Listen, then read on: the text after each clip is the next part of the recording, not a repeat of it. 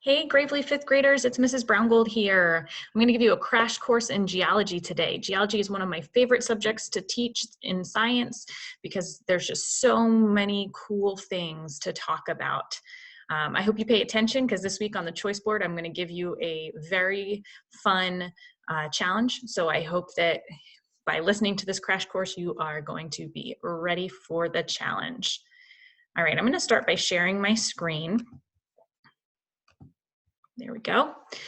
All right, so the first topic that we're going to cover today is a quick review of the layers of the Earth. So there are 4 layers of the Earth. From the outside in, we have the crust, the mantle, the outer core, the inner core. The crust and the mantle are both made of rock. The major difference, the crust is solid rock and the mantle is liquid or molten rock. Sometimes we also call it magma. Now, the crust is the thinnest layer of the Earth, and the mantle is the thickest layer.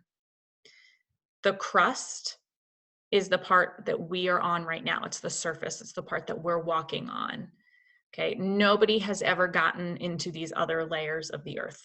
It's too hot. Remember, the deeper you go to the center of the Earth, the hotter it gets, and we just don't have that technology yet. Okay, so that's the crust and the mantle.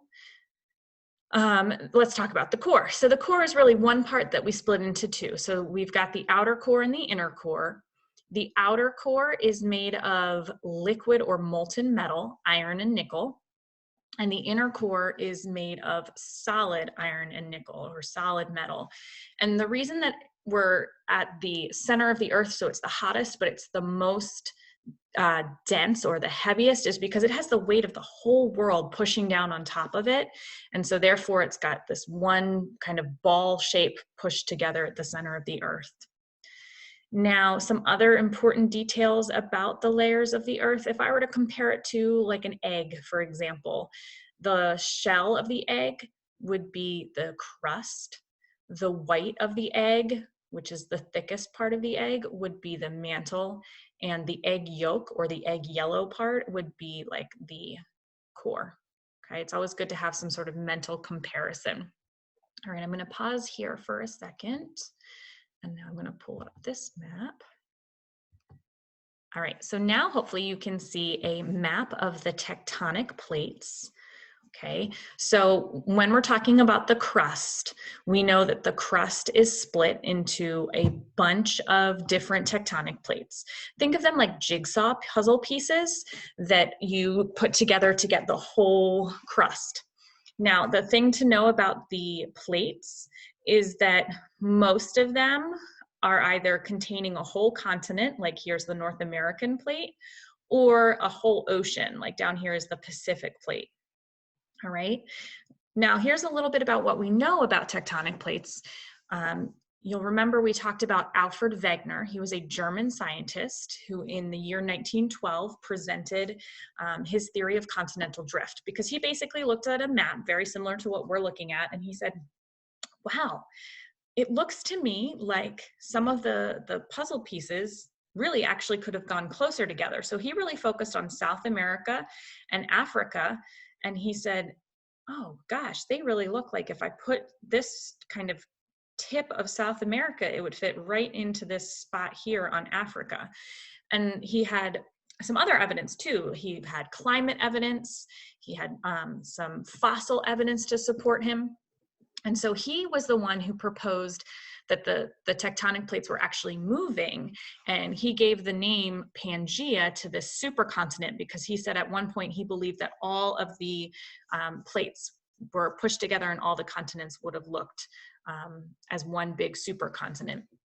Now, at the time, people didn't believe him. They thought he was crazy, and they're like, no way.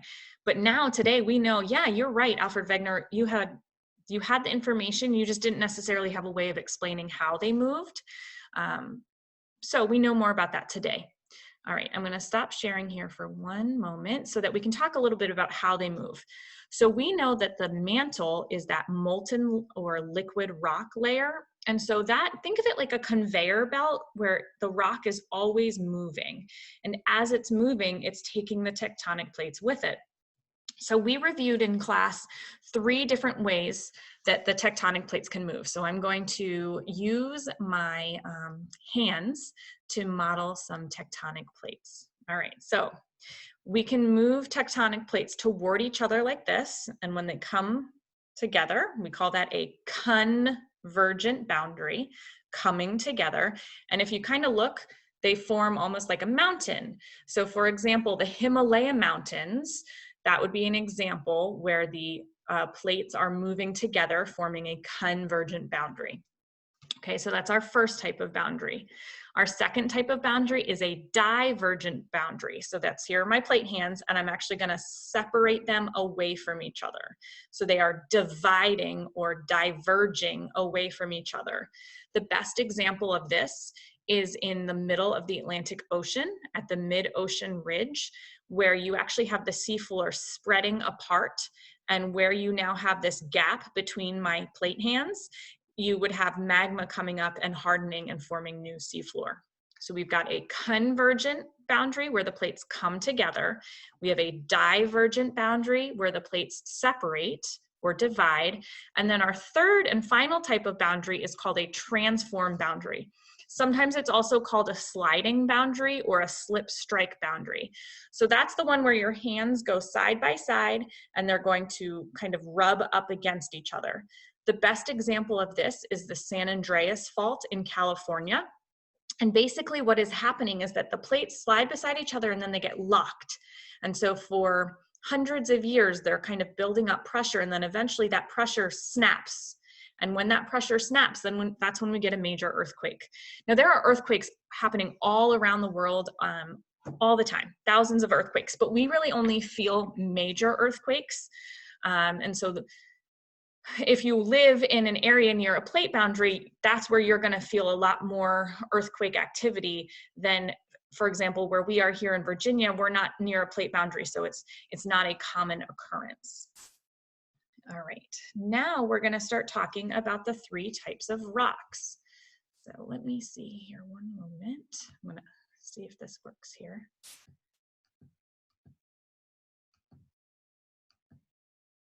All right, what I am trying to do is switch my camera, so bear with me for 1 second. Okay, hopefully you can see my sweet shirt because geology does rock. I love geology. All right, we're going to talk about the 3 types of rocks. So we've got igneous, sedimentary, and metamorphic. So some things to keep in mind as we talk about these 3 types of rocks is, can we find some parts of the word to help us remember what they mean? So when I look at the word igneous, I like to think of that IG, because that part of the word ig makes me think of the word ignite. And when I think of ignite, I think of fire, like a flame. So igneous rocks are fire formed. Okay, that's where we're going to have our magma or lava. Depending if it's above ground, it's called lava. If it's below ground, it's called magma. And we've got our major words here would be cooling and hardening.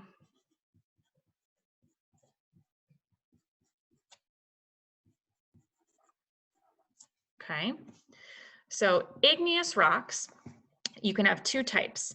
You can have extrusive and you can have intrusive. Extrusive igneous rocks, those are ones that are going to be on the surface. Think like they've exited or they're externally. And then intrusive, those are going to be underground. They're in the earth.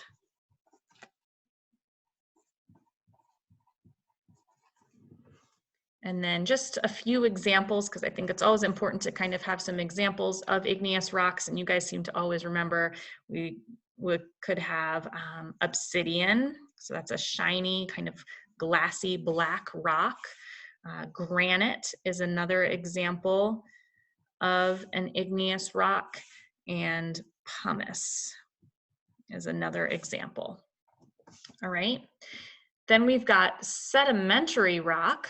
So again, looking at the word sedimentary, I see here the word sediment.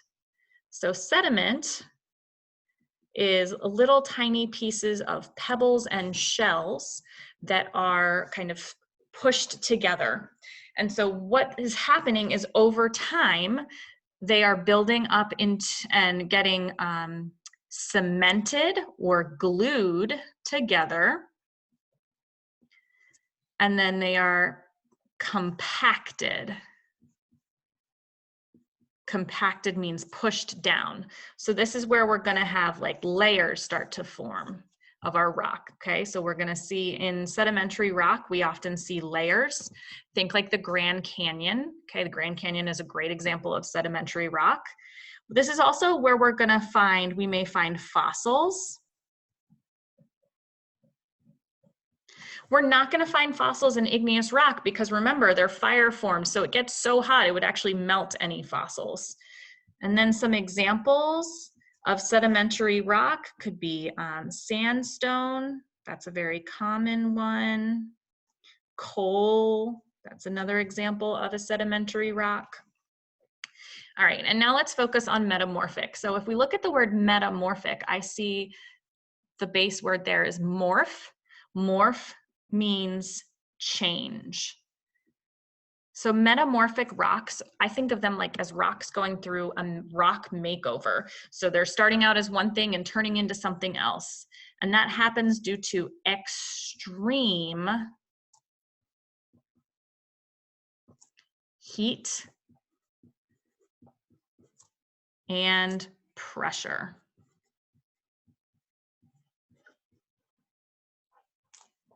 So metamorphic rocks are going to form deep underground because only deep underground is where you're going to get this extreme heat and pressure. Okay, and some examples would be marble. And my students will remember this one. It's my favorite type of rock. Gneiss has a silent G. I always say it's not a mean rock, it's a nice rock. All right, so those are our three main types of rocks. And the last thing that we're going to talk about today is the rock cycle.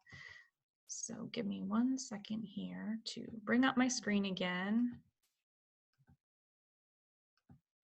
All right, so the rock cycle, basically I can start out as any one of those three types of rocks, igneous, sedimentary, and metamorphic, and I can turn into any one of those three types of rocks. So if I start out here as an igneous rock, and then I get exposed to extreme heat and pressure, pushed deep underground, I would have a rock makeover and become a metamorphic rock. But then maybe thousands of years later, something happens, the earth shifts a little bit, and I get melted into magma. And then that magma comes through a volcano, it erupts and turns into lava, and that lava cools and hardens, and look, now I'm back to an igneous rock. If I want to become a sedimentary rock, my journey is going to look a little different. I'm going to need to get weathered and eroded. So remember, weathering is when rocks get broken down into little pieces, and then erosion is the moving of those pieces by wind, water, gravity. And so those little pieces, those are what we call sediments. And then they start to build up into those layers. And so layer after layer is forming. And as each layer is forming, they're kind of pushing down. And so that pushing down, that's the compaction and cementation, or cementing and compacting. And so that is what's going to form the sedimentary rock. So again, I can really start out as anywhere on this rock cycle, and I can end up as another type of rock. So it's sort of a never-ending cycle. All right, let me stop sharing here. So I want to tell you about two pretty cool things that we have planned this week for